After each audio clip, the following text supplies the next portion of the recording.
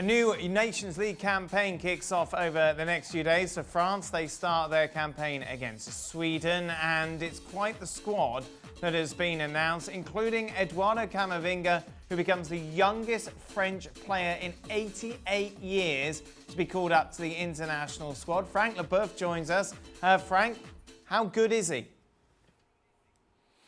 Eduardo is a fantastic player. He's already a fantastic player, and the world will know him better than now he's with the national team. He plays for Rennes. Rennes has ambitions and want to do better in the Ligue 1.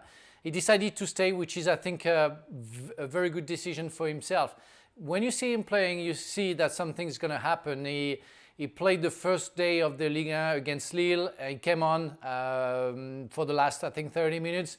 And Rennes came back in the game, and we could see that he changed everything. The pace of the game, the power, the mentality of the players. I mean, he's only 17 years old. It's still a mystery for me to be so mature, to be so consistent, and to be able to make a difference as he can do. It's a plus, and Rennes is very fortunate to have him for another year, because I guess next year he will go maybe to Paris Saint-Germain in France, or certainly maybe to a big club in the world, in the top 10 in the world, because he's already a fantastic player. He reminds me somebody that I love. He was my coach, my teammate for like a year, was Ruud Gullit, because of the haircut, of course, but the way that he plays make me think of Ruud when he was playing for PSV Eindhoven, very young, and changing the game and the pace of the game every time he had the ball. And of course, he has to be French. It's just a common theme now. If you're a good young player, you're French. You know, we've been talking about Upamecano over the last couple of weeks. How good he is. Inevitably, you know, he's from France. And all of this, and Kylian Mbappe, who's still just 21 years of age, there must be a huge sense of excitement around this group of youngsters, Frank. Yeah, we are very excited to see how they're going to cope and how they're going to the match with the others, the more mature players. It's going to be very exciting, as you said. But it's also a disappointment because we already know that they're going to go. And it doesn't make the Ligue 1 better, because we all know that other countries, other clubs have more money, and except Paris Saint-Germain, who could keep those kind of players, they're definitely going to go to please other fans. But that's what it is, and we all know that for now almost 25 years with the Bosman law, where we all allowed to go. I went to Chelsea in June 1996 because of that, and we can't regret that, because it's what it is and it should be, and we have to accept that. But we're very pleased and very at the same time concerned about the beauty and the pearls and the diamonds that we can see and we raise in France. But we all know that they're going to go to richer pockets, I would say, and that's okay, because we're going to see them playing for fantastic clubs too. And of course, no matter which club they play in, they're still going to represent France, which must be like hugely exciting looking into the future.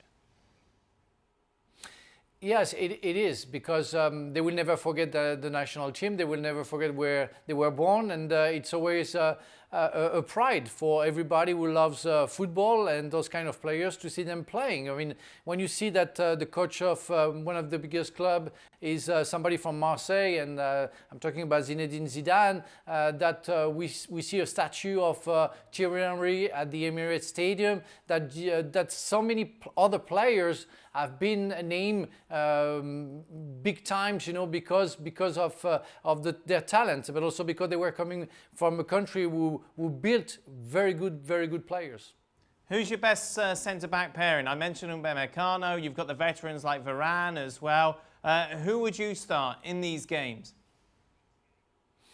Well, it's possible that Didier Deschamps will start with a 3-4-1-2. I did it in Tirana in the last game against Albany. So I don't know what's going to be. I don't know if Upamecano will have the chance to start. We'll see. We'll see how it works. I guess it will give the confidence to and the trust to Varane and Langley, supposedly, and maybe we'll launch Upamecano in the middle. But we'll see. We have lots of centre backs, you know, in the disposition of Didier Deschamps. Even Lucas Hernandez can play in that position. So let's see what the leader of that national team will decide. But we're all excited to see Cavaminga at a certain point, a certain time of the game coming on, and the same for Upamecano. One thing from this squad that struck me was the fact that Rabiot's in it, and if people cast their minds back to the World Cup, remember he refused to be on the reserve list that was announced by Deschamps. Why is he back in the squad, Frank? Because obviously he hasn't exactly set the world up alight at Juventus. It seems almost a strange pick. You're right, Dan. I think it's a question mark that everybody has the right to ask, and so do I, because I don't understand. I mean, he didn't apologize to the national team, to the coach that he offended, I think, and to the country that he didn't want to represent, even if it was to be in a reserve. Well, his performances for Juventus have been very good lately, and I think it's why Deschamps decides to put him back. It's only because of that. It's not because of something else. I don't think he has something special with Rabiot to be pushed to put him back to the squad. I think it's also because some players are injured and not available that he has the chance to be in. But it's a big opportunity for him. If he's good, well, I think Didier Deschamps will go for it and will forgive him, like we all should do. I mean, you have a chance to have you have an opportunity to have a second chance. I think Rabiot has that one, and hopefully he's going to take it.